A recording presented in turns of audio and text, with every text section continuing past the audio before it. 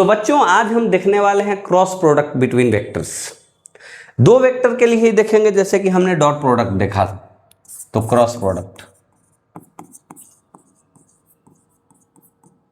Of vectors, यहां पर भी दो वेक्टर्स के बीच में ही हम देखेंगे बच्चों, बिटवीन या of two vectors, between two vectors, दो वेक्टर्स के बीच में देखेंगे बच्चों। कितने वेक्टर्स के बीच में देखेंगे हम? दो वेक्टर्स के बीच में देखेंगे, ठीक है। तो अब ध्यान से देखिए, का जो दिखाने का तरीका है क्रॉस प्रोडक्ट का ऐसे है बच्चों, ए क्रॉस बी, बीच में मल्टीप्लिकेशन का सिंबल नहीं है, ये क्रॉस प्रोडक्ट का सिंबल है। तो मान लिया जाए बच्चों कि ए क्रॉस बी जो आता है ना बच्चों, वो एक तीसरा वेक्टर आ जाता है, इसको बोलते हैं सी वेक्टर, ठीक। ए क्रॉस बी जो आ जाता है वो एक वेक्टर क्वांटिटी ही आता है, उसका हमने यहां नाम रख दिया है सी वेक्टर। तो इसका आउटपुट एक वेक्टर क्वांटिटी आ गया, इसलिए बच्चों इसको हम लोग वेक्टर प्रोडक्ट के नाम से भी जानते हैं। क्रॉस प्रोडक्ट को हम वेक्टर प्रोडक्ट के नाम से जानते हैं, क्योंकि आउटपुट एक वेक्टर क्वांटिटी आ गया। अच्छी बात है। अब बच्चों यहां देखो, यहां अपना डायग्राम बनाना जरूरी है। अगर ये वाला ए वेक्टर है बच्चों, ये वाला बी वेक्टर है, और दोनों के बीच में एंगल है बच्चों थीटा, तो पहले हम magnitude of A cross B की बात करेंगे, उसके बाद हम direction of A cross B की बात करेंगे। तो ए क्रॉस बी की मैग्नीट्यूड मतलब ए क्रॉस बी को मोड में डाल दिया, ये जो हो जाता है बच्चों ए इंटू बी, मतलब ए की मैग्नीट्यूड इंटू बी की magnitude into sine of the angle between the A B sine theta. अब कोई बोला direction, direction of A cross B, ध्यान से सुनना बच्चों, direction of A cross B, तो बच्चों ए क्रॉस बी जो हो जाएगा, मतलब यहां जो सी मान लिया है हमने ए क्रॉस बी को, तो यहां पर ए क्रॉस बी का मतलब जो सी है वो ए के भी परपेंडिकुलर हो जाता है, और ए क्रॉस बी का मतलब सी जो है वो बी के भी परपेंडिकुलर हो जाता है। मतलब ए क्रॉस बी और C vector is perpendicular to plane containing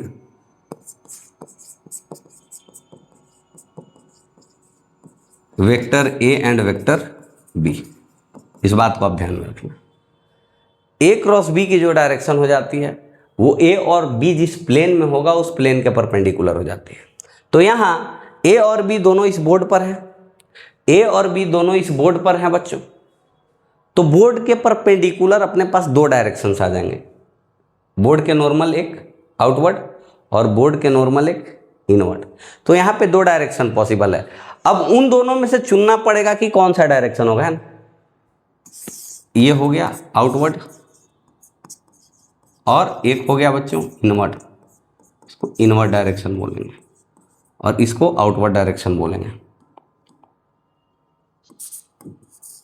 इसको बोल देंगे हम आउटवर्ड। डॉट से आउटवर्ड ही दिखाते हैं, याद आ रहा होगा आपको।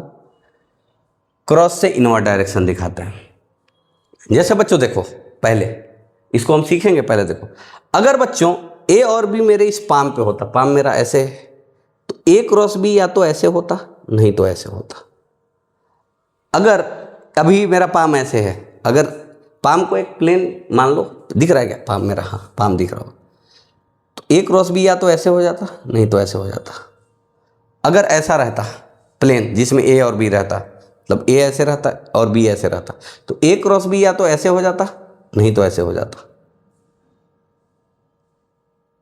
प्लेन का मतलब फ्लैट सरफेस। अब ए और बी दोनों किसी एक पर्टिकुलर फ्लैट सरफेस पर हैं, तो ए क्रॉस बी जो होगा उस फ्लैट सरफेस के परपेंडिकुलर होगा, ठीक है। अब एक नियम है, उस नियम को थोड़ा मैं इलेबोरेट करके समझाऊंगा आपको। एक राइट हैंड थंब रूल का नियम है, रूल है, और उसी को हम क्लॉकवाइज और एंटी क्लॉकवाइज सेंस में आपको समझाएंगे, तो आपको और आसानी से समझ में आ जाएगा। अपना राइट हैंड थंब रूल ये कहता है कि अपना ये राइट पाम लीजिए आप, और ए क्रॉस बी अगर है अपने जो चारों फिंगर्स हैं उन फिंगर को ए से बी की तरफ मोड़िए, ऐसे मुड़ रहा है, कल हो रहा है। तो इस दौरान थंब किधर आ रहा है, इधर, यानी ए क्रॉस बी का यहाँ जो डायरेक्शन हो जाएगा ये हो जाएगा बच्चों outward normal. A cross B जो हो जाएगा बच्चों आउटवर्ड नॉर्मल हो जाएगा, मतलब A cross B will be equal to A B sine theta N cap. N cap इसको बोल देते हैं, आउटवर्ड डायरेक्शन को हम बोल देते हैं बच्चों एन कैप। ठीक है, थंब जिस तरफ है ना कर्ल करने के दौरान, अभी आपको समझ में आ जाएगा। कोई पूछे आपसे कि बी क्रॉस ए बताइए सर, तो बी क्रॉस ए की भी मैग्नीट्यूड यही होगी बच्चों, बी क्रॉस ए की भी मैग्नीट्यूड वही होगी जो ए क्रॉस बी की होगी, वो भी हो जाएगी ए बी साइन थीटा। ठीक है, मैग्नीट्यूड वही होगी। डायरेक्शन कैसे पता करें, तो वही ना, राइट हैंड लेना है, पाम लेना है। अब बी से ए की तरफ मोड़ो, बी से ए की तरफ मोड़ो, तो बी से ए की तरफ मोड़ रहे हैं, तो बच्चों थंब किधर आ रहा है, इनवर्ट, यानी कि इनवर्ट डायरेक्शन को अगर हम आउटवर्ड को एन कैप बोल दिए हैं तो इनवर्ट को माइनस एन कैप बोल देंगे, यानी कि A B sine theta direction यहाँ पे हो गया माइनस एन कैप। तो इन दोनों को देखने से क्या लग रहा है बच्चों, ये लग रहा है कि बी क्रॉस ए और ए क्रॉस बी का मैग्नीट्यूड तो बराबर है पर डायरेक्शन अपोजिट है, मतलब दोनों अपोजिट वेक्टर्स हैं, एक दूसरे के निगेटिव वेक्टर्स हैं, यानी B cross A is equal to minus of A cross B, यानी कि cross product does not follow commutative rule, cross product does not follow commutative rule. लिख लेना, cross product does not follow commutative rule, dot product follow कर रहा था commutative rule. यहां पर आपको ये समझ में आ गया।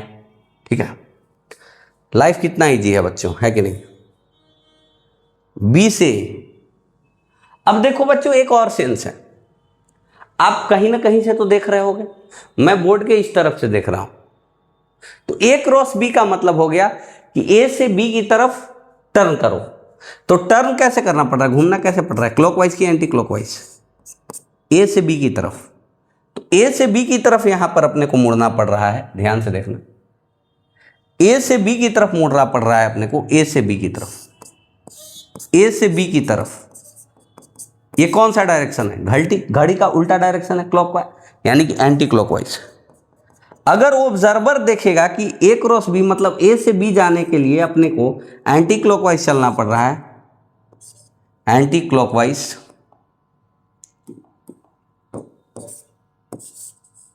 एंटी क्लॉकवाइज अगर चलना पड़ रहा है, इसका मतलब डायरेक्शन जो हो जाएगा ऑब्जर्वर के तरफ हो जाएगा, मतलब आउटवर्ड नॉर्मल, ये टुवर्ड्स द ऑब्जर्वर शो करता है, मतलब outward normal towards the observer, अगर एंटी क्लॉकवाइज सेंस मिल रहा है तो, समझ गए।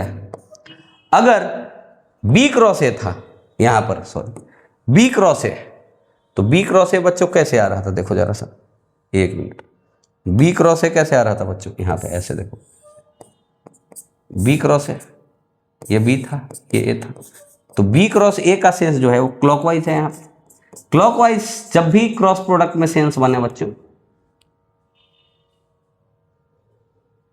उस केस में अवे फ्रॉम द ऑब्जर्वर, मतलब the normal which is away from the observer, मतलब इनवर्ड डायरेक्शन, समझे कि नहीं। हिचकियां हैं हिचकियां, अवे फ्रॉम द ऑब्जर्वर मतलब इनवर्ड नॉर्मल।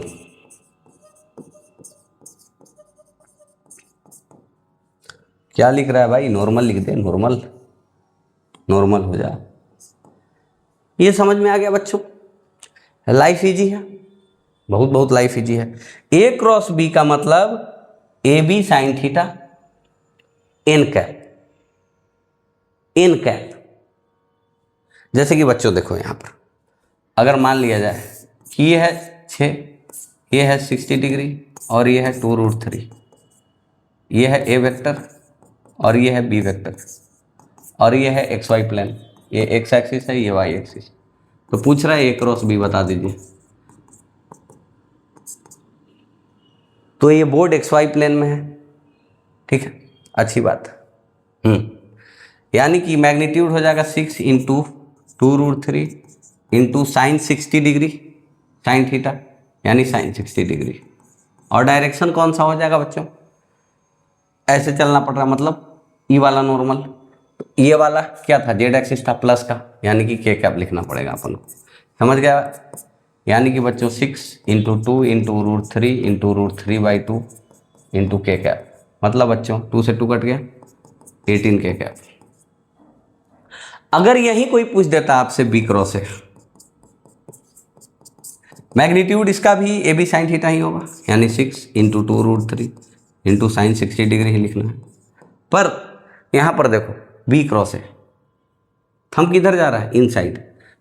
इनसाइड कौन सा डायरेक्शन है, माइनस जेड एक्सिस, मतलब माइनस के कैप। अब मैग्नीट्यूड तो यही आएगा, यानी 18 माइनस के कैप, मतलब माइनस 18 के कैप। ये आपको समझ में आया कि नहीं आया, ये चीज़ आपको बहुत क्लियर है, वेरी गुड। अब देखो बच्चों, कोई छोटी मोटी बातें मैं करने वाला हूँ यहाँ पे, है ना। उन छोटी मोटी बातों से आपको डरना यहाँ पे नहीं है, इसको ऑब्जर्व करना और सीखना। तो अपना एक्स एक्सिस, वाई एक्सिस और जेड एक्सिस हम फिर से बना लेंगे दोबारा। ध्यान से देखो आप, ये अपना एक्स एक्सिस था, ये अपना वाई एक्सिस था, ये अपना जेड एक्सिस था।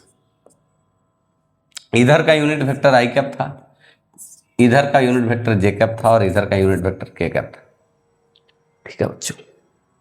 अगर कोई आपसे पूछे, ध्यान से देखो, कि I cap cross I cap क्या होगा, तो आई कैप और आई कैप के बीच में एंगल कितना है, 0 डिग्री। तो आई कैप और आई कैप के बीच में 0 डिग्री है, और आई कैप का मैग्नीट्यूड 1 और आई कैप का मैग्नीट्यूड। अगर दो वेक्टर पैरेलल हो जाते हैं तो उनका क्रॉस प्रोडक्ट 0 हो जाएगा, क्योंकि एंगल 0 हो जाएगा उनके बीच में। तो क्रॉस प्रोडक्ट 0 कब होता है, अगर A vector is parallel to B vector, तो ए क्रॉस बी 0 हो जाएगा यहाँ पे। अगर दो वेक्टर पैरेलल हैं तो, या फिर थीटा 0 भी हो, एंटी पैरेलल भी हो, तब भी क्रॉस प्रोडक्ट 0 ही होगा। ए क्रॉस बी अभी भी 0 होगा जब दोनों एंटी पैरेलल होगा, क्योंकि A B sine 180 degree, sine 180 degree भी 0 है, ठीक। तो I cap cross I cap 0 हो गया। उसी प्रकार से बच्चों J cap cross J cap, इन दोनों के बीच भी एंगल 0 डिग्री है, 0 हो गया। के कैप क्रॉस के कैप, ये भी बच्चों 0 हो गया, ठीक है। अब बच्चों कोई आपसे पूछ ले कि I cap cross J cap क्या होगा, तो आई की मैग्नीट्यूड 1, जे कैप की मैग्नीट्यूड 1, और इसके बीच में 90 डिग्री का एंगल है, तो साइन 90 डिग्री, तो मैग्नीट्यूड अपने को मिल गया। अब डायरेक्शन की बात करेंगे, तो क्लॉकवाइज एंटी क्लॉकवाइज देखना, या फिर थंब से भी देखना। आई से जे की तरफ जाना, देखो थंब बाहर की तरफ आ रहा है, मतलब पॉजिटिव जेड एक्सिस की तरफ डायरेक्शन, मतलब के कैप, यानी I cap cross J cap is equal to हो जाता है बच्चों के कैप। यानी कि इसी के सामने लिख लेना कि अगर जे कैप क्रॉस आई कैप हो जाता तो ये हो जाता बच्चों माइनस के कैप, क्योंकि देखो जे से के की तरफ, ठीक है। एक चीज तो पता चल गया आपने को, उसी चीज जे कैप क्रॉस के कैप। अब जे से के ऐसे, मतलब जे ऐसे है, ऐसे, जे ऐसे है, और के ऐसे है बाहर की तरफ। तो देखो यहाँ जे क्रॉस के इधर आ रहा है, मतलब एक्स एक्सिस की तरफ आ रहा है, इधर जे कैप, इधर के कैप, जे क्रॉस के ऐसे चलोगे, आप देख लेना, है ना। एक कमरे में जाओ, ठीक है, जैसे मैं कमरे में हूँ, ठीक है, ये वाला एक्स एक्सिस है, ये वाला वाई एक्सिस है, ये वाला जेड एक्सिस है, ये है एक्स एक्सिस, ये है वाई एक्सिस, ये है जेड एक्सिस।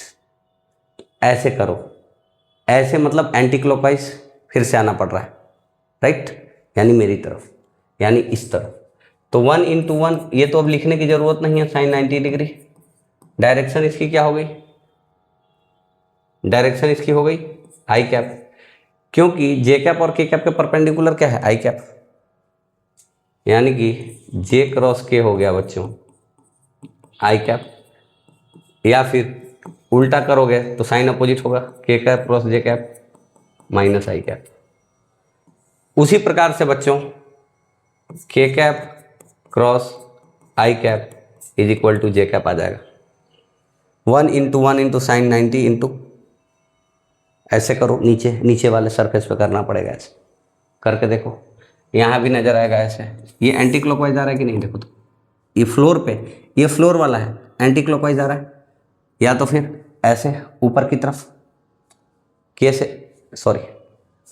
कैसे आई की तरफ देखो, फिंगर मतलब जे कैप आ रहा है।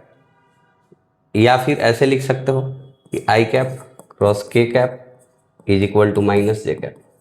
तो इस चीज़ को आप याद रखना, इस चीज़ का मैं प्रयोग अभी करने वाला हूँ, इस चीज़ को अपने मेमोरी में आप रख लेना, राइट। मैं आगे बढ़ता हूँ। मान लो बच्चों की दो वेक्टर है अपने पास, सारा इंफॉर्मेशन हम पहले से लिख लेते हैं कि I cap cross I cap is equal to 0, J cap cross J cap is equal to 0 और K cap cross K cap is equal to 0। I cap cross J cap is equal to K cap, J cap cross K cap is equal to I cap और K cap cross I cap is equal to J cap. अगर K cap cross J cap हो गया तो minus I cap, J cap cross I cap हो गया तो minus के cap, आई cap cross K cap हो गया तो माइनस जे कैप। अब इसको याद कैसे रखेंगे, तो ऐसे एक सर्कल बनाना ऐसे, ठीक है।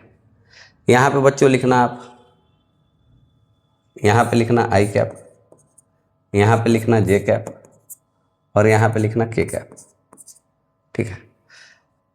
ऐसे जाओगे बच्चों तो पॉजिटिव के साथ लिखना, आई cap cross J cap K cap लिखना, जे कैप क्रॉस के कैप आई कैप लिखना, के cap cross I cap J cap लिखना। तो ये पॉजिटिव का सिंबल है। बट जैसे ही ऐसे जाओगे क्लॉकवाइज में, मतलब जे cap cross I cap minus के cap, I cap cross K cap minus J cap, K cap cross J cap minus I cap. मतलब जाओगे इन दोनों का क्रॉस प्रोडक्ट थर्ड वाला, इन दोनों का क्रॉस प्रोडक्ट फिर बचा हुआ थर्ड वाला, इन दोनों का क्रॉस प्रोडक्ट थर्ड वाला। अगर आप एंटी क्लॉकवाइज मूव कर रहे हो इस सीक्वेंस में लिखने के बाद तो प्लस सिंबल के साथ लिखना, प्लस साइन के साथ लिखना। अगर ऐसे मूव कर रहे हो क्लॉकवाइज तो माइनस साइन के साथ लिखना। जैसे जे cap cross I cap minus के cap, I cap cross K cap minus J cap, K cap cross J cap minus I cap, I cap cross J cap K cap, J cap cross K cap I cap, K cap cross I cap. इसी तरीके से इसको दिमाग में fit कर लो इस image को, है कि नहीं है। तो बच्चों मान लो अपने पास दो वेक्टर्स हैं, एक तो अपने पास ए वेक्टर है और ए वेक्टर है ए x I cap plus A Y J cap plus A Z K cap, और एक बी वेक्टर है बच्चों, ये है B X I cap plus B Y J cap plus B Z K cap. अब ए क्रॉस बी अपन को करना है बच्चों, तो मैथमेटिकली करते हैं क्रॉस बी, जैसे डॉट कर रहे थे वैसे ही लिखना है, बीच में बस क्रॉस का सिंबल यहाँ देना है। यहाँ पे ऐसे लिखेंगे ए जेड के कैप, बीच में क्रॉस का symbol B X I cap plus B Y J cap plus B Z K cap. तो यहाँ भी बच्चों आप ध्यान से देखोगे तो 9 टर्म्स आएगा, ए एक्स के साथ तीनों का क्रॉस प्रोडक्ट, ए वाई वाले टर्म के साथ तीनों का क्रॉस प्रोडक्ट, ए जेड वाले टर्म के साथ तीनों का क्रॉस प्रोडक्ट, तो 9 टर्म्स आएंगे। 9 टर्म्स में आप देखोगे तो एक बार आई कैप क्रॉस आई कैप आएगा तो वो 0 हो जाएगा, एक बार जे कैप क्रॉस जे कैप आएगा तो वो भी 0 हो जाएगा, एक बार के कैप क्रॉस के कैप आएगा तो वो भी 0 आएगा। तो इफेक्टिवली अपना 6 टर्म बचेगा। जैसे 9 में क्या हो, आई कैप का यहाँ आई कैप के साथ क्रॉस प्रोडक्ट 0 बीच में, जे कैप का यहाँ जे कैप के साथ क्रॉस प्रोडक्ट 0, के कैप का यहाँ के कैप के साथ क्रॉस प्रोडक्ट 0। तो उसको हम नहीं ही लिख रहे हैं क्योंकि 3 टर्म खत्म हो जाएगा अपना, तो 6 ही टर्म लिखना पड़ेगा, लाइफ थोड़ा सा इजी लगने लगेगा। तो बच्चों यहाँ पे एक्स आई कैप क्रॉस, थोड़ा सा और साफ साफ लिख, x I cap cross B Y J cap. देखो बच्चों बी एक्स आई कैप करते तो ए आई कैप क्रॉस आई कैप 0 हो जाता, इसलिए दिस क्रॉस दिस हमने लिखा ही नहीं क्योंकि वो 0 हो जाता। फिर हम लिखेंगे x I cap cross B Z K cap, दो टर्म लिख लिए हमने, ठीक है। अब देखो यहाँ पे ए Y J cap cross B X I cap, यहाँ पे ऐसे लिखेंगे हम, ऐसे लिख देते हैं ए Y J cap cross B X I cap plus A Y J cap cross B Y J cap नहीं लिखेंगे क्योंकि वो जीरो हो जाएगा, इसलिए ए Y J cap cross B Z K cap लिखेंगे हम, ठीक है बच्चों। तो ये अपने पास चार टर्म हो गए हैं, A cross B is equal to, अब plus A Z K cap cross B A Z का पहले के साथ B X I cap plus A Z K cap cross B Y J cap, बस क्योंकि A Z K cap cross B Z K cap ये भी zero हो जाता, K cap cross K cap zero, ठीक है, यहाँ साफ साफ दिख रहा है। तो यहाँ पे 6 टर्म्स आया बच्चों, 6 टर्म आया, ठीक है। तो I cap cross J cap, ठीक है, और जे कैप क्रॉस आई कैप जहाँ होगा उसको एक साथ लिखेंगे, आई कैप क्रॉस के कैप और K cap cross I cap जहाँ भी होगा साथ में लिखेंगे, के कैप क्रॉस आई कैप और आई कैप क्रॉस के कैप जहाँ होगा साथ में लिखेंगे, ठीक है बच्चों। तो मैं सबसे पहले जे कैप क्रॉस के कैप और K cap cross J cap वाले को साथ में लिख रहा हूँ क्योंकि जे क्रॉस के से आई आएगा तो सीक्वेंस में नजर आ जाएगा, है ना। तो सबसे पहले मैं किन दोनों टर्म को लिख रहा हूँ ये देखो आप ध्यान से, तो इस टर्म को और जे क्रॉस के अपना एक और है बच्चों ये वाला, तो मैं यहीं पे इसी को लिखूंगा सबसे पहले, ध्यान से देखना। तो बच्चों ए Y into B Z J cross के आई हो जाएगा, यानी कि ए Y B Z J cross के क्या हो गया बच्चों, आई हो गया, आई क्या। फिर बच्चों ए जेड बी वाई के क्रॉस जे माइनस आई, ए जेड बी वाई, ओहो ए जेड बी वाई, ए जेड बी वाई, यहाँ आई कैप माइनस का आ जाएगा क्योंकि के क्रॉस जे माइनस आई है। चलो आई कैप वाला काम अपना हो गया है। अब देखते हैं बच्चों, अब जे कहां से आएगा, तो आई क्रॉस के से जे आएगा। जे कहां से आएगा, जे कहां से आएगा, जे कहां से आएगा भाई, के क्रॉस आई से जे आएगा, ठीक है। तो के क्रॉस आई या आई क्रॉस के कहां है भाई, कहां है, हाँ, तो के क्रॉस आई मतलब ये वाला ए जेड बी एक्स, यहां पे क्या लिखेंगे हम, जे कैप, और ये वाला अपना हो गया, यहां पे ये वाला हो गया अपना। फिर कहां है बच्चों, ये आई कैप क्रॉस के कैप, आई कैप क्रॉस के कैप, आई cap cross K cap minus J cap हो जाएगा, यानी कि ए एक्स बी जेड माइनस का, अरे ए X B Z J cap. अब के कैप वाले को ढूंढते हैं, तो जो बच गया वही के कैप वाला होगा, तो आई क्रॉस जे ही के होता है, तो ए एक्स बी वाई के कैप, तो ये भी अपना हो गया, इसका भी काम अपना हो गया। अब इसका काम बचा हुआ है, तो जे क्रॉस आई माइनस के, यानी ए वाई बी एक्स माइनस के, ए वाई बी एक्स माइनस के, यानी कि ए वाई बी एक्स माइनस के, तो माइनस साइन पहले ही लिख दिया। इतना समझ में आया। तो इसको अब ऐसे लिखेंगे हम लोग, A Y B Z A Z B Y I cap. बीच वाले टर्म को बच्चों हम माइनस साइन के साथ लिखते हैं, मैं बताऊंगा क्यों लिखते हैं माइनस साइन के साथ, वो आपको समझ। तो अगर यहां माइनस कर दिया मैंने, तो अपन को ऐसे लिखना पड़ेगा A X B Z A Z B X, J cap. देखो कोई फर्क पड़ा, कोई फर्क पड़ा, इसको नहीं पड़ा। बीच वाले को हम थोड़ा उल्टा लिख रहे हैं क्योंकि हम एक टेक्निक बताएंगे, वो टेक्निक आपको थोड़ा आराम देगा। पहले टर्म को और थर्ड टर्म को ऐसे ही लिख देंगे हम, प्लस साइन पीछे लगा के। तो यहाँ पे ए एक्स बी वाई, ए वाई बी एक्स, के कैप। मैं यहीं पे ये बातें आपको बता दूंगा, ध्यान से आप देखना है ना। ये देखो, तो बच्चों ऐसा तो अपना आ गया, ये तो आपके दिमाग में सेट हो गया। यहीं पे सारी बातें आपको बताऊंगा। मैंने यहाँ माइनस साइन क्यों लिया है, इसका क्या फायदा है, ठीक है, सब चीज़ क्लियर है, ठीक है। अब हम इसी को यहीं एलेबोरेट करके लिखते हैं। यहाँ पे देखो बच्चों, ऐसा लिखा है। एक चीज़ होता है बच्चों 3/3 डिटर्मिनेंट। क्या होता है बच्चों? 3/3 डिटर्मिनेंट। तो यहाँ देखना, मैं बताने वाला हूँ 3/3 डिटर्मिनेंट। इसको लिखते हैं 3 × 3 डिटर्मिनेंट। 3 × 3 डिटर्मिनेंट लिखते हैं। ये क्या हो जाता है बच्चों? उससे पहले आप सीख लो 2 × 2 डिटर्मिनेंट, फिर 3 × 3 डिटर्मिनेंट देखना। तो 2 × 2 डिटर्मिनेंट देखो आप, जैसे बच्चों यहाँ ए रहे, यहाँ बी रहे, यहाँ सी रहे, यहाँ डी रहे डिटर्मिनेंट। तो इसका मतलब हो गया बच्चों a × d - b × c। मतलब 2 × 2 डिटर्मिनेंट का मतलब हो गया बच्चों, यहाँ 3 4 2 -2 रहे, तो इसका मतलब है दिस इंटू दिस, मतलब 3 × -2 -4 × 2, यानी कि -6 -8। इसका मतलब यही है बच्चों,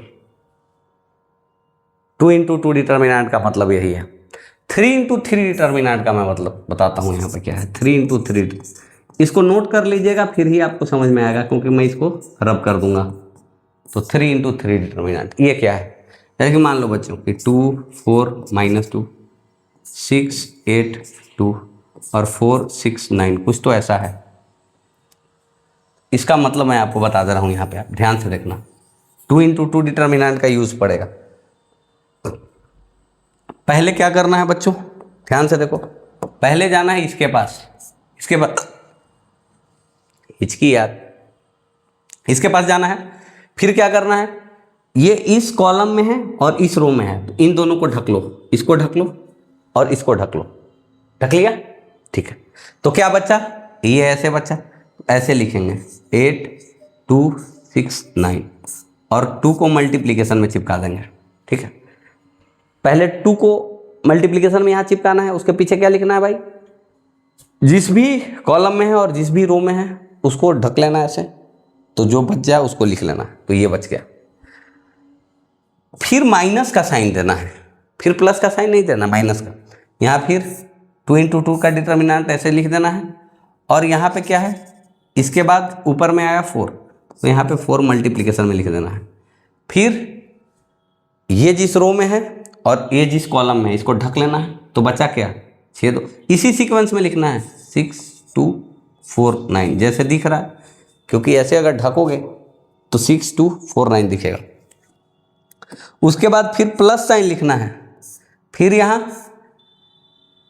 -2 है लास्ट में, तो -2 यहाँ लिख देना है मल्टीप्लिकेशन में। और बच्चों यहाँ पे फिर रो कॉलम को ऐसे ढकना है, तो 6 8 4 6 बच गया, यानी कि 6 8 बच गया, 4 6 बच गया। तो इस पूरे डिटर्मिनेंट 3/3 डिटर्मिनेंट का वैल्यू क्या आएगा बच्चों, यहाँ से ध्यान से देखो यहाँ पर। तो ये वैल्यू जो आ जाएगा बच्चों, ये 9 × 8 - 6 × 2, सॉरी क्या हो जाएगा बच्चों, 72 - 12 × 2 माइनस 9 × 6 54, 54 में से 8 गया, नहीं 54 में से 8 गया, × 4 प्लस 6 6 36, 36 में से 32 गया × -2, 36 में से 32 गया × -2। तो अब तो ये कैलकुलेशन आप कर लोगे बच्चों, अब आपका लाइफ इजी है। मतलब समझ में आ गया है कि क्या है पूरा। ये हो जाएगा 60 × 2 120 माइनस ये हो जाएगा कितना 46 × 4 यानी कि 184 प्लस ये -4 × 2 -2 8 हो गया। मतलब समझ गए कि नहीं? पहले इसको लिखेंगे, फिर ऐसे ऐसे ढक लेंगे, फिर दोनों डिटर्मिनेंट 2/2 लिखेंगे, फिर 4 लिखना मल्टीप्लिकेशन में, फिर 4 वाले रो को और 4 वाले कॉलम को ढक लेना है, फिर इसी सीक्वेंस में लिखना है, इसीलिए माइनस लिख दिया है। सीक्वेंस वही रहना चाहिए, जैसे 6 ये ढकोगे तो सामने से क्या दिखेगा 6 2 4 9, ठीक है, सामने से जो दिखेगा उसको वैसे ही लिख लेना है ना। यही है 3 × 3 डिटर्मिनेंट का मतलब। तो अब मैं बताता हूँ कि इससे फ़ायदा क्या हुआ डिटर्मिनेंट फॉर्म से क्रॉस प्रोडक्ट में। ये ठीक है, ये छाप लेना 2/2 डिटर्मिनेंट का मतलब भी छाप लेना, इसका भी मतलब छाप लेना, ये अब आपको समझ में आने लगा होगा। सीक्वेंस फॉलो करवाते हुए लिखना है यहाँ पर, राइट। तो यहाँ पे देखो बच्चों, A क्रॉस B, अपना A तो सबको पता है कि क्या है, कलर चेंज कर, A तो सबको पता है, A को क्या लिखा है हमने, AX i cap plus AY j cap plus AZ k cap, यही लिखा है बच्चों। B को क्या लिखा है, BX i cap plus BY j cap plus BZ k cap, यही लिखा है बच्चों। कोई दिक्कत वाली बात नहीं है, अच्छी बात। तो बच्चों हम A क्रॉस B ऐसे लिखते हैं, A क्रॉस B हम ऐसे लिखते हैं, ऐसे लिख देते हैं, यहाँ I कैप, यहाँ J कैप और यहाँ K कैप लिख देते हैं, ठीक है। फिर ऐसे लिखते हैं। ओह, अब क्या करते हैं बच्चों, हम यहाँ लिख देते हैं AX AY AZ, यहाँ लिख देते हैं बच्चों BX BY और BZ। फिर क्या करते हैं बच्चों, 2/2 डिटर्मिनेंट लिखते हैं I कैप, फिर माइनस 2/2 डिटर्मिनेंट लिखते हैं, I कैप पहले लिख दिया, फिर ये वाला टर्म J कैप लिख दिया, फिर प्लस 2/2 डिटर्मिनेंट K कैप। अब I कैप जब यहाँ लिखा है, रो को ढक लो, कॉलम को ढक लो, AY AZ BY BZ। फिर J यहाँ लिखा है, तो J कैप लिखने से पहले, बीच वाला लिखने से पहले माइनस साइन लगाना जरूरी था, यही नियम है। इसको ढक लो और इसको ढक लो, तो AX AZ बच गया, AX लिखो AZ लिखो, BX लिखो BZ लिखो। फिर इसको ढक लो बच्चों, इसके K कैप के रो कॉलम को, तो रो को कॉलम को ढक लिया, कॉलम को ढक लिया, रो को ढक लिया, यानी यहाँ लिखोगे बच्चों AX AY, सॉरी पर में AY है, AX AY लिखोगे, ठीक है, ठीक है, AX AY BX BY। अब बच्चों 2/2 डिटर्मिनेंट का मतलब आपको पता है, तो यहाँ क्या हो गया AY BZ minus AZ BY I cap. इस फॉर्म में लिखने से लाइफ इजी हो जा रहा है, देखो AY BZ minus AZ BY, AY BZ minus AX BZ minus AZ BX J cap. Match करके देख लो, minus AX BZ minus AZ BX J cap plus AX BY this into this minus this into this minus AY BX K cap. एकदम हूबहू आ गया कि नहीं आ गया, determinant के रूल पे आ गया नहीं आ गया। तो उस डिटर्मिनेंट को आप क्या कीजिए, आराम से समझिए, आपका लाइफ क्या हो जाएगा, इजी हो जाएगा। 2/2 डिटर्मिनेंट मतलब this into this minus this into this. 3/3 determinant का मतलब इसको मल्टीप्लिकेशन में रख दो, इन दोनों का 2/2 डिटर्मिनेंट लिख दो, फिर माइनस साइन दे दो, इसको मल्टीप्लिकेशन में लिख दो, इसको ढको और इसका और इसका 2/2 डिटर्मिनेंट लिख दो, फिर इसको ढको ढको K कैप लिख दो, इसका और इसका 2/2 डिटर्मिनेंट लिख दो, फिर लाइफ अपना क्या हो गया, इजी हो गया। समझ में आया कि नहीं आया? तो क्रॉस प्रोडक्ट हम कैसे पता करेंगे, अपना लाइफ क्या हो गया है, थोड़ा सा बच्चों इजी हो गया है, राइट। अब थोड़ा सा देख लेते हैं। जैसे मान लो दिया हुआ है A = 2I cap plus 3J cap plus 4K cap, और B वेक्टर = दिया है -I cap plus 2J cap minus 6K cap, और कोई पूछ रहा है A क्रॉस B क्या होगा। तो A क्रॉस B के लिए अपन कुछ नहीं करेंगे, फिर वही नियम लगाएंगे, I cap J cap K cap, जैसे लिखते थे लिख देंगे, ठीक है। फिर लिखेंगे 2 3 4 AX AY AZ, फिर लिखेंगे -1 2 -1, यहाँ पे 2, यहाँ पे -6, इसके लिए क्या है करना बच्चों, यहाँ ऐसे लिखेंगे, आई कैप चिपका देंगे, माइनस साइन देंगे, जे कैप चिपका देंगे, प्लस साइन देंगे, के कैप चिपका देंगे। ठीक है, तो यहाँ पे बच्चों आई कैप चिपकाने के बाद 2 लिखेंगे, 4 लिखेंगे, 2 लिखेंगे, -6 लिखेंगे। ये 2 -6 नहीं है, -6 अलग से है भाई। ठीक है, अब माइनस चिपकाया है तो इसी सीक्वेंस में 2 4 -1 -6। ठीक है बच्चों, बीच वाला नहीं लिखना है अभी। ठीक है, ऊपर वाला लिखते ही नहीं है। अब इसको ढकेंगे, ऊपर वाला ढका ही हुआ है, तो 2 3 -1 2 2 3 -1 2। ठीक है बच्चों, लाइफ कितना इजी है, इजी है। अब बच्चों यहाँ लिखेंगे 2 × -6 -2 × 4 आई कैप माइनस 2 × फिर 2 × कैसे हो गया बच्चों, हाँ यहाँ पे 2 -6 लिख दिया मैंने क्या, हाँ 2 -6। फिर से देख लेते हैं एक बार, सही है ना, आई कैप मतलब गलती हो गया बच्चों, यहाँ पे जरा सा सुधार लो, हड़बड़ी में गड़बड़ी हो गया। क्या हो गया भाई गड़बड़ी, यहाँ पे देख लो ध्यान से,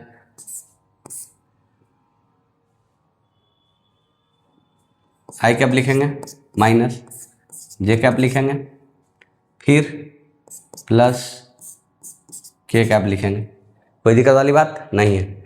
फिर इसको ढकेंगे, यहीं पे सावधानी हटी दुर्घटना घटी वाला हालत हो जाता है भाई, सावधानी हट गई दुर्घटना घट गई, तो 3 4 लिखेंगे और 2 -6 लिखेंगे। अब इसमें लिखेंगे 2 4 और -1 -6, इसमें लिखेंगे बच्चों 2 3 और -1 और 2। नज़र की बात है भाई, सावधानी हटी दुर्घटना घटी। अभी सही लिखा है मैंने, 3 4 3 4 2 -6 2 -6। ठीक है बच्चों, इसमें 2 4 -1 -6। ठीक है, 2 3 2 3 और -1 2 -1 2। सही है बच्चों, यानी बच्चों यहाँ पे लिखेंगे 3 × -6 -2 × 4, ये हो गया बच्चों आई कैप, माइनस 2 × -6 -4 × -1, ये हो गया जे कैप, प्लस 2 × 2 यहाँ पर -3 × -1 के कैप। अब देखो बच्चों ये क्या हो गया, -18 -8 -26 आई कैप, -12 ये है माइनस ऑफ, इसमें आएगा -12 और +4 मतलब -8 जे कैप, और 4 + 3 7 +7 के कैप, यानी क्रॉस प्रोडक्ट आ गया बच्चों -26 आई कैप +8 जे कैप +7 के कैप। चेक करके देख सकते हो आप, 18 में से 8 -26। ठीक है भाई, जे कैप -12 -4 यानी कि -8 का मतलब +8। ठीक है, 4 + 3 7 के cap, this is the right answer, यही है बच्चों। अगर कोई आपसे पूछ देता है कि A क्रॉस B के डायरेक्शन में यूनिट वेक्टर बताओ, तो unit vector in the direction of A cross B, ऐसा भी कभी कभी आएगा, तो क्या दिक्कत है, unit vector in the direction of A cross B, A cross B किसी भी डायरेक्शन में एक यूनिट वेक्टर क्या होता है बच्चों, मतलब डिवाइडेड बाय मैग्नीट्यूड, मतलब vector divided by magnitude. A cross B के डायरेक्शन में यूनिट वेक्टर क्या होगा, cross product divided by cross product की मैग्नीट्यूड, यही होगा। कभी कभी ऐसा बोल देगा कि कोई एक वेक्टर है जो दो वेक्टर के परपेंडिकुलर है और उस वेक्टर का मैग्नीट्यूड दे देगा, तो मैग्नीट्यूड तो पता है और दो वेक्टर के परपेंडिकुलर है, इसका मतलब है कि दोनों वेक्टर के क्रॉस प्रोडक्ट के डायरेक्शन में, जिस डायरेक्शन में क्रॉस प्रोडक्ट आएगा उसी डायरेक्शन में, मतलब अगर वेक्टर का मैग्नीट्यूड दे दिया गया है तो magnitude into unit vector of cross product चिपका देना है। मतलब बच्चों ऐसा मेंशन्ड है, सपोज ऐसा मेंशन्ड है, ठीक है, ऐसा मेंशन्ड है कि इफ अ वेक्टर सी, ठीक है, has magnitude 8 units and it is perpendicular to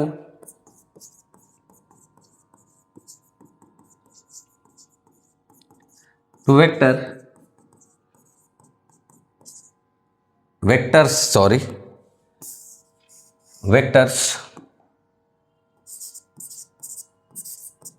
A is equal to I cap plus J cap and B is equal to J cap plus K cap, इन दोनों vectors के perpendicular है, ठीक है। सी की magnitude पता है हम, तो ए के भी परपेंडिकुलर है और बी के भी परपेंडिकुलर है, मतलब C is parallel to A cross B, ऐसा हम लिख सकते हैं। तो पहले ए क्रॉस बी अपने को पता करना पड़ेगा, ठीक है। तो ए क्रॉस बी कहाँ से आएगा बच्चों, यहाँ ध्यान से आप देखिए, आई cap J cap K cap फिर से लिख लिया हमने। तो बच्चों ए के लिए क्या लिखेंगे हम, 1 1, इसका के कैप 0 है क्योंकि 0 के कैप है, इसमें 0 1 1, यानी कि बच्चों यहाँ पे हम लिखेंगे ए क्रॉस बी आई कैप, ऐसे लिख देंगे माइनस जे कैप, ऐसे लिख देंगे के कैप, ठीक है बच्चों। तो यहाँ पे आई कैप लिखा है यानी कि 1 0 1 1, जे कैप लिखा है यानी 1 0 1 0 और 0 1 लिखना है, और के कैप है मतलब बच्चों यहाँ पे 1 1 और 0 1 है, मतलब यहाँ पे बच्चों 1 × 1 माइनस 0 × 1 मतलब आई cap, 1 × 1 minus J cap, 1 × 1 plus K cap, मतलब ए क्रॉस बी की डायरेक्शन ए वाली आ गई। तो जो सी वेक्टर होगा ना बच्चों, सी वेक्टर मैग्नीट्यूड इसकी कितनी है 8, और किसके पैरेलल है, ए क्रॉस बी के, तो ए क्रॉस बी का यूनिट वेक्टर चिपका देना है, मतलब A cross B divided by A cross B की मैग्नीट्यूड, यानी कि बच्चों सी वेक्टर जो हो जाएगा 8, ए क्रॉस बी चिपकाओ I cap minus J cap plus K cap divided by A cross B की मैग्नीट्यूड यहाँ √3 आ जाएगी, देखो √1² plus minus 1², A cross B का मैग्नीट्यूड 1² प्लस माइनस 1² प्लस 1²। तो इतना लाइफ ईजी है बच्चों, इसी तरीके से हम लोग लाइफ में आगे बढ़ते जाएंगे, है ना। अगर दो वेक्टर्स पैरेलल हैं या एंटी पैरेलल है, if A and B are parallel और एंटी पैरेलल, ऐसा कोई कंडीशन आता है, then A cross B is equal to 0 हो जाएगा। अगर ए क्रॉस बी यहाँ पे कितना आ जाएगा बच्चों, ए क्रॉस बी यहाँ पे आ जाएगा 0, थीटा अगर 0 भी है या थीटा 180 है, ठीक है बच्चों, थीटा 0 डिग्री है या फिर थीटा 180 डिग्री है, दोनों केस में, ठीक है। अच्छी बात है, दैट्स नाइस। एक चीज और है बच्चों, एक नियम मैं बता दे रहा हूं आपको, अगर ए बी सी को प्लानर है, मतलब तीनों एक ही प्लेन में है, तो बच्चों ध्यान से देखो, ए डॉट बी क्रॉस सी 0 होना चाहिए। अब ऐसा क्यों, तो बच्चों एक ही प्लेन में है, मतलब A dot B cross C क्या हो जाएगा, प्लेन के परपेंडिकुलर हो जाए, B cross C will be perpendicular to plane containing B and C, उसी प्लेन में है। मान लो कि तीनों इसी बोर्ड में है, ए ऐसे है, बी ऐसे है और सी ऐसे है, तो बी क्रॉस सी क्या हो गया, बोर्ड के परपेंडिकुलर, मतलब ए के भी परपेंडिकुलर। तो बी क्रॉस सी को कुछ तो मान लो, बी क्रॉस सी को पी वेक्टर मान लो, ए डॉट पी कितना हो जाएगा बच्चों, पी तो बोर्ड के परपेंडिकुलर आ गया मतलब 0, या फिर बी डॉट ए क्रॉस सी कर लो, ए क्रॉस सी को क्यू मान लो, तो बी डॉट क्यू। अब क्यू भी बच्चों ए क्रॉस सी है, मतलब ए और सी जिस प्लेन में है उसके परपेंडिकुलर है, मतलब उसी प्लेन में तो बी है, मतलब जो ए क्रॉस सी है मतलब क्यू है वो बी के भी परपेंडिकुलर है, मतलब ये भी जीरो हो गया। या फिर C dot A cross B कर लो, ये भी क्या हो जाएगा, जीरो, क्योंकि ए क्रॉस बी भी बोर्ड के परपेंडिकुलर हो जाएगा या प्लेन के परपेंडिकुलर हो जाएगा। और इसको आर वेक्टर अगर मान लेते हो तो सी डॉट आर तो जीरो होना है। क्यों भाई, क्योंकि सी बोर्ड में है और आर ए और बी के प्लेन के परपेंडिकुलर। कितना इजी चीज है कि नहीं, लाइफ इजी है अपना। ठीक है बच्चों, एक सवाल यहां पूछा हुआ है, ये सवाल कौन पूछा है भाई, जेई मेन 2024 का ये सवाल है, अप्रैल अटेम्प्ट में पूछा है, फर्स्ट पेपर में पूछा था ये सवाल। सवाल क्या है बच्चों, बहुत इजी है, अब तो आपसे बन जाएगा। For 3 vectors this this and this A dot B cross C zero. अरे भाई अभी कर रहे थे A dot B cross C zero, अभी तो कर रहे थे, ठीक है। तो बोल रहा है बच्चों कि A dot B cross C zero है, then X is equal to क्या होगा। तो पहले हम बी क्रॉस सी पता करेंगे, तो सबसे पहले बी क्रॉस सी पता करते हैं बच्चों। तो क्रॉस प्रोडक्ट पता करने का अपना नियम है, I cap J cap K cap चिपकाएंगे ऐसे, B X B Y B Z लिखेंगे, फिर C X C Y C Z लिखेंगे। तो बच्चों -143 -143 लिख देंगे पहले, -143 लिख दिया, -8 -1 -1 और 3 लिख दिया बच्चों।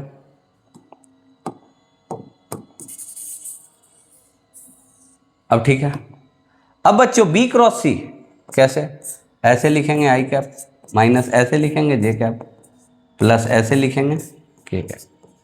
अब बच्चों आई कैप, तो यहाँ पे इसको ढकेंगे, नियम आप जानते हैं, 4 3 -1 3। ठीक है बच्चों, अब इसको ढकेंगे यानी कि -1 और 3 और -8 और 3, सब चीज सही लिखा हुआ है बच्चों। ठीक है बच्चों, अब के कैप -14 और -8 और -1, मतलब इन दोनों को लिखा है। ठीक है बच्चों, तो ये क्या हो गया, 4 3 जे 12 यानी कि 15 आई कैप, -3 और +24 यानी कि -3 और -24 यानी ये कितना हो गया बच्चों, यानी कि प्लस का 21, यानी ये माइनस साइन मेंटेन रह जाएगा। और यहाँ पर बच्चों -1 और -1 +1 यानी कि ये 33 हो जाएगा बच्चों, देख लो जरा सा। ठीक है, 1 -32 मतलब 33 के कैप। ठीक है बच्चों, तो बी क्रॉस सी आ गया अपना। अब कह रहा है कि ए डॉट बी क्रॉस सी, मतलब ए क्या है बच्चों, ए डॉट बी क्रॉस सी हम कैसे लिखेंगे, ए डॉट बी क्रॉस सी, ए मतलब -1 आई कैप -6 जे कैप -2 के कैप डॉट 15 आई कैप -21 जे कैप +33 के कैप। ठीक है बच्चों, डॉट प्रोडक्ट कर दो, यानी कि -15x -6 इंटू -21 यानी कि +126 और 33 2 जा -66। ए डॉट बी इसका डॉट प्रोडक्ट जीरो होना चाहिए। ठीक है, यही दिया हुआ है, यानी कि बच्चों -15x इज इक्वल टू 66 -126, मतलब बच्चों -120 यानी कि x is equal to -120 divided by -15 is equal to 8। ठीक है, -120 divided by -15 is equal to क्या हो गया बच्चों, 8 हो गया। लाइफ कितना आसान है बच्चों, है कि नहीं। यानी ये इंटीगर टाइप क्वेश्चन था, इसका आंसर 8 होगा। अगला सवाल देखते हैं हम। If p is equal to this and q is equal to this then the unit vector in the direction is this. अच्छा बच्चों, ये सवाल देख के एक बात आपके दिमाग में लग रहा है कि भाई यूनिट वेक्टर, ये यूनिट वेक्टर बोल रहा है, unit vector in the direction of p cross, इसको बोल दिया है कि यूनिट वेक्टर है, तो सोल्व करने की भी जरूरत नहीं है। क्यों भाई, क्योंकि इसकी मैग्नीट्यूड 1 होगी। तो √3² प्लस 1² प्लस -2√3 का होल स्क्वायर, इसका मैग्नीट्यूड कितना आ गया बच्चों, √3 प्लस 1, सॉरी √3 का होल स्क्वायर है, √3 का होल स्क्वायर प्लस 4 यानी 12 हो गया, √16, मतलब ये हो गया बच्चों 4। इसकी मैग्नीट्यूड 4 है, तो 4 से डिवाइड करेंगे तभी तो 1 आएगा, मतलब x इज इक्वल टू 4 ऐसे भी हो जाएगा बच्चों। इसको तो सोल्व करने की भी जरूरत नहीं थी, इसकी मैग्नीट्यूड चूंकि ये यूनिट वेक्टर है, यानी इसकी मैग्नीट्यूड 4 है, तो ये 4 से डिवाइड करेंगे तभी तो यूनिट वेक्टर आएगा। वैसे हम लोग p क्रॉस q कर ही लेते हैं, क्रॉस प्रोडक्ट कर रहे हैं तो क्या दिक्कत है, तो p क्रॉस q कर लेते हैं बच्चों। क्या आता है ज़िंदगी में हम चेक करते हैं। देखो i cap j cap k cap लिख लेंगे यहाँ पर, ठीक है बच्चों। तो 3√3 और 2 लिखेंगे, और यहाँ पर 4√3 और 2.5 ऐसे लिख लेंगे, ठीक है। अब यहाँ p क्रॉस q, यहाँ i कैप चिपकाएंगे, यहाँ j कैप चिपकाएंगे, यहाँ k कैप चिपकाएंगे, फिर यहाँ लिखेंगे, इसको ढक लेंगे, तो √3 लिखेंगे, 2 लिखेंगे, √3 लिखेंगे, 2.5 लिखेंगे, इसको ढक लेंगे, तो 3 लिखेंगे, 2 लिखेंगे, 4 लिखेंगे, 2.5 लिखेंगे। अब इसको ढक लेंगे, तो 3 लिखेंगे, √3 लिखेंगे, 4 लिखेंगे, √3 लिखेंगे। अब बच्चों ये 2.5√3 माइनस 2√3 मतलब ये 0.5, सॉरी ये 0.5√3 हो जाएगा, क्योंकि 2.5√3 और 2√3 this minus this I cap minus 3 into 2.5, ये कितना हो जाएगा बच्चों, 3 इंटू 2.5 7.5 माइनस 8 मतलब -0.5 जे कैप प्लस 3√3 माइनस 4√3 मतलब -1√3 के कैप, ठीक है बच्चों। लाइफ इजी है। अब ये क्या आ गया बच्चों, यानी √3/2 आई कैप प्लस 1/2 जे कैप माइनस √3 के कैप। ये p क्रॉस q इतना आ गया बच्चों, p क्रॉस q कितना आ गया, सामने देखो, p क्रॉस q इतना आ गया है बच्चों, ये वाला, अच्छी बात। तो p क्रॉस q की मैग्नीट्यूड कितनी हो गई है, देखो p क्रॉस q की अगर मैग्नीट्यूड हम पता करना चाहें तो यहां से कितना आ जाएगा बताओ तो, √3/2 का होल स्क्वायर प्लस 1/2 का होल स्क्वायर प्लस -√3 का होल स्क्वायर, गुड। यानी कि बच्चों 3/4 प्लस 1/4 प्लस 3 कितना हो गया बच्चों, यानी कि ले लो 4 LCM बच्चों, सॉरी 4 LCM ले लो बच्चों, तो 4 LCM ले लो, 3 प्लस 1 प्लस 12, अरे यार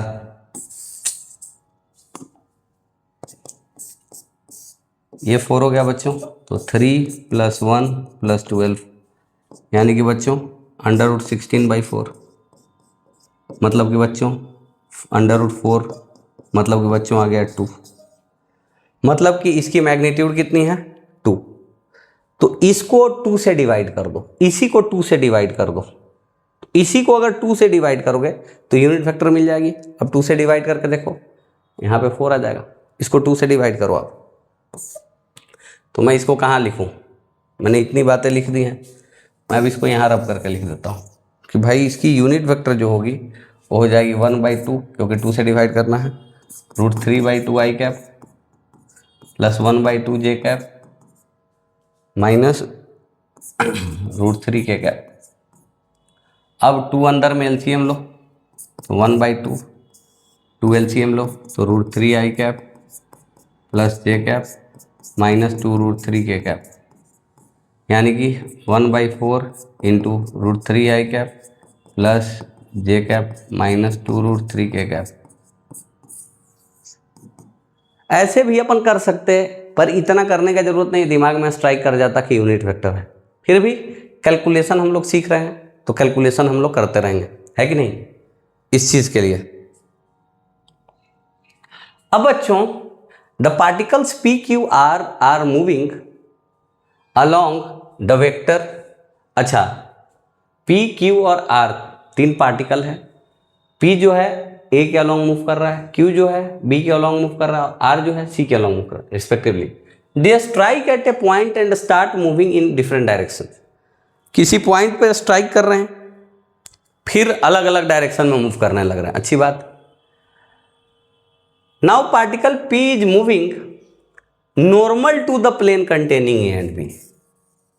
पी नॉर्मल टू मतलब perpendicular to A and B move कर रहा है, मतलब ए क्रॉस बी के डायरेक्शन मूव कर रहा होगा।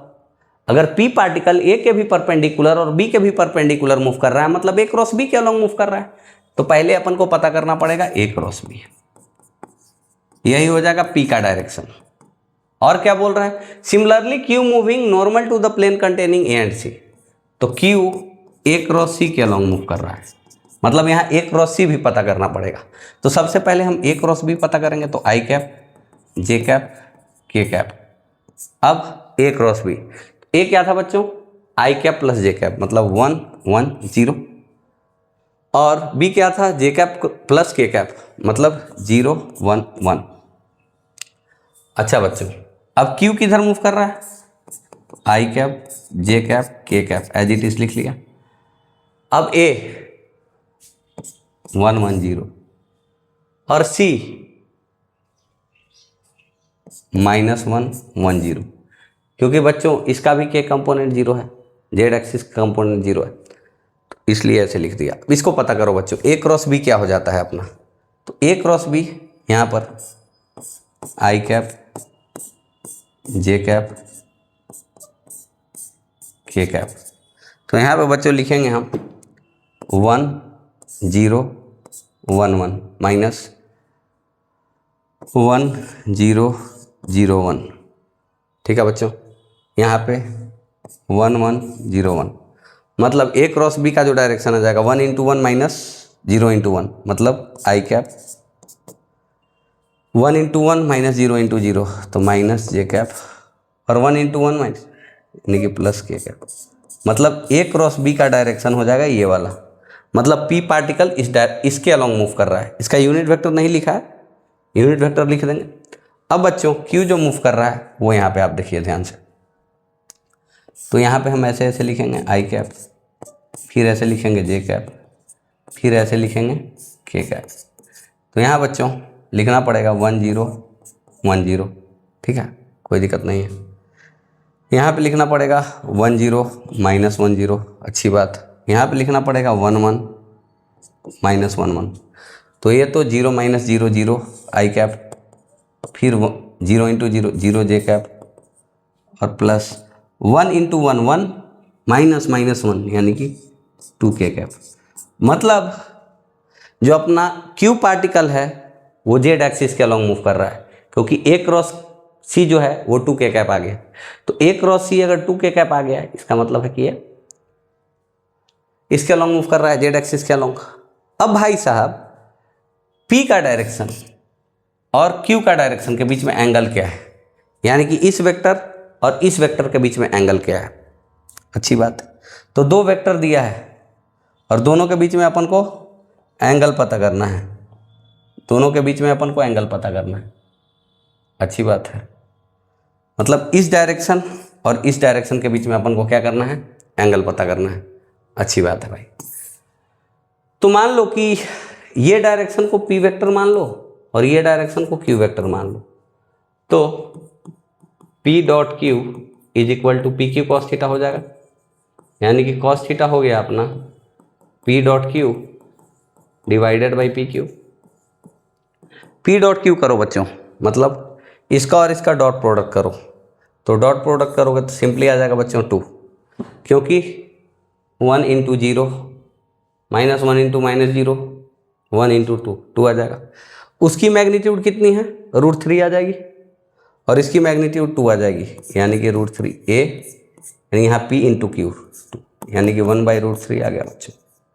कॉस थीटा 1/√3 आ गया, ध्यान से करो। a dot B divided by a into B, इसकी मैग्नीट्यूड कितनी, √3 1 square plus minus 1 square plus 1 square. क्योंकि अपन को किन दो वेक्टर्स के बीच में एंगल पता करना है, a क्रॉस b और a क्रॉस c के बीच में, क्योंकि p a क्रॉस b के नॉर्मल चल रहा है, सॉरी a क्रॉस b के अलोंग चल रहा है, a और b के नॉर्मल चल रहा है, q a और c के नॉर्मल चल रहा है, मतलब a क्रॉस c के अलोंग चल रहा है। तो जो मैंने बताया है उससे सारा क्वेश्चन आपका हो जाएगा। ठीक है बच्चों,